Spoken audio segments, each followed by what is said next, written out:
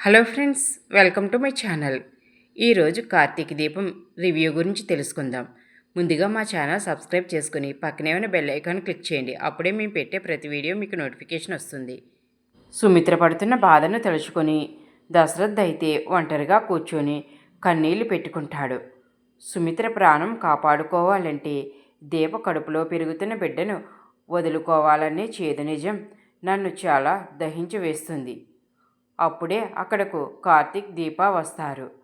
ఒంటరిగా బాధపడుతున్న దశరథ్ని చూసి చాలా కంగారు పడిపోతారు. దీప అయితే, నాన్న ఏమైంది, మీరు ఎందుకు ఇలా అయిపోయారు అని అంటే, అమ్మా దీప, ఒకేసారి 2 వరాలు పొందినట్లుగా నేను చాలా మురిసిపోయాను. నా కూతురు దొరికిందని ఒక పక్క, ఆ కూతురు ద్వారా నాకు ఒక మనవరాలు కలగబోతుందని ఆనందం మరో పక్క. నేను ఎన్నో కలలు కన్నాను. నా కూతురి విషయంలో తండ్రిగా నేను చేసిన తప్పుల్ని నా మనవరాల విషయంలో సరిదిద్దుకోవాలి అనుకున్నాను. దీపకు కూతురి పుట్టినప్పటి నుండి నేను తన్ని ఎంతో బాగా చూసుకోవాలి అని చాలా మురిసిపోతున్నాను. నా ఆశలన్నీ నా మనవరాలతో తీర్చుకోవాలి అనుకుంటున్నాను. నా చెల్లెలు కూడా మా అమ్మే దీప కడుపును పుడుతుందని చాలా ఆనందపడిపోతుంది. కానీ ఆ ఆశలన్నీ అడియాసలు అయిపోతున్నాయి. నేను ఎంతమంది ఆశల్ని చంపేయాలి దీప?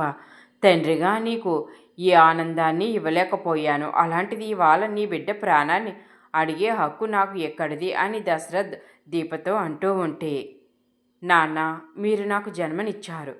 కన్నవారి కళ్ళల్లో కన్నీళ్లు చూస్తూ ఊరుకుంటే ఈ జన్మ ఎందుకు? తల్లిదండ్రుల రుణం తీర్చుకునే అవకాశం అందరికీ రాదు. ఈ బిడ్డ నాలో నుండి నా తల్లి ప్రాణంలోకి వెళ్తుంది అంతే. అంటే ఆ రూపంలో వచ్చేది నా బిడ్డ అయినా నా తల్లి అయినా నాకు అమ్మే కదా నాన్న. నా బిడ్డ ద్వారా నా తల్లి బతుకుతుందంటే అది నా బిడ్డ నాకు ఇచ్చే గొప్ప గౌరవం అని దీప అంటుంది. దీప మాటలకు దశరథ్ మరింత చెలించిపోతాడు. తండ్రి అన్న విషయాన్ని పక్కన పెట్టి తన కూతురి గొప్పతనానికి చేతులెత్తి దండం పెడతాడు దశరథ్. అక్కడేమన్న కార్తీక్ అయితే, నిజమే మావయ్య, అత్తయ్యను ఆరోగ్యంగా చూసుకుంటేనే ఈ బాధలన్నీ మర్చిపోతాం. ప్రస్తుతానికి ఇంతకు మించి మార్గం లేదు అని అంటుండగా జ్యోత్స్న అక్కడికి వస్తుంది. ఏంటి, ఏం మాట్లాడుకుంటున్నారు? దేని గురించో మార్గం లేది అంటున్నారేంటి? ఏంటి అంత మార్గం లేని సమస్య ఏంటి? ఆ సమస్యకు పరిష్కారం ఏంటి? మీ ముగ్గురు మధ్య ఏం జరుగుతుంది? అసలు మీరు ఏం మాట్లాడుకుంటున్నారు అని జ్యోత్స్న అడుగుతుంటే అప్పుడే శివనారాయణ అక్కడికి వస్తాడు. పారిజాతం కూడా వస్తుంది. పారిజాతం అయితే, ఏంటి, పుట్టబోయే బిడ్డకి ఏం పేరు పెట్టాలా అని ఇప్పటి నుంచే ముగ్గురు ఆలోచించుకుంటున్నారా అని అంటుంది. సుమిత్ర ఆరోగ్యం గురించి ఆలోచించకుండా ఇప్పుడు దీపకు పుట్టబోయే బిడ్డ గురించి, దాని పేరు గురించి ఎందుకు అని పారిజాతం అంటుంది.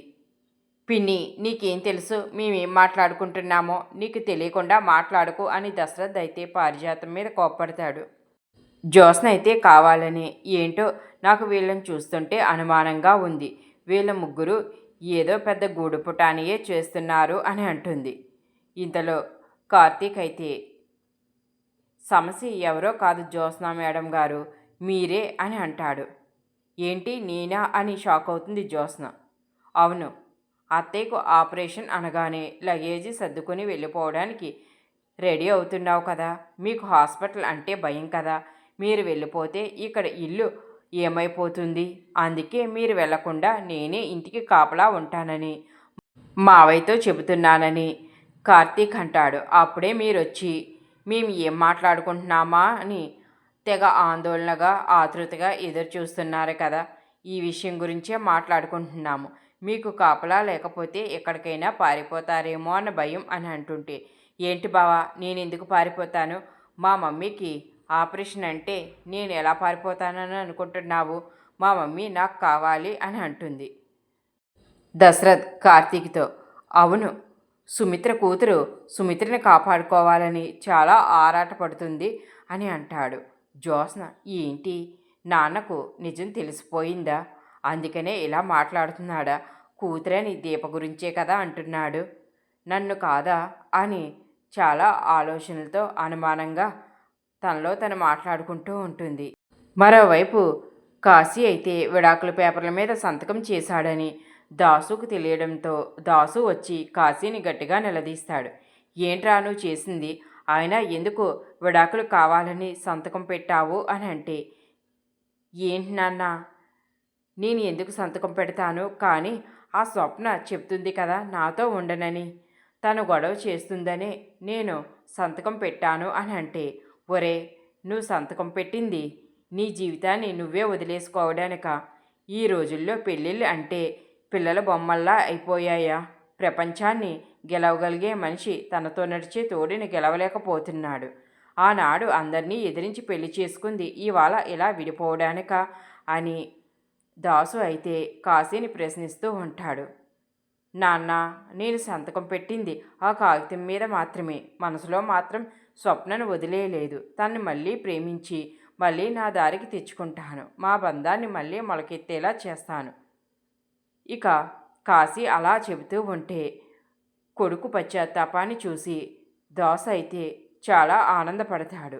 నువ్వు స్వప్న కలిసి ఉండాలి, నాకు అదే కావాలి అని కాశీని దీవిస్తాడు. శివనారాయణ అయితే జ్యోత్స్నతో సుమిత్రకు ఆపరేషన్ జరిగే వరకు నువ్వు ఎక్కడికి వెళ్ళకూడదని చాలా గట్టిగా వార్నింగ్ ఇస్తాడు. పారిజాతంతో, ఏయ్, జ్యోత్స్న ఎక్కడికైనా వెళ్ళిందా? నిన్ను ఊరుకోను అని పారిజాతాన్ని కూడా హెచ్చరిస్తాడు.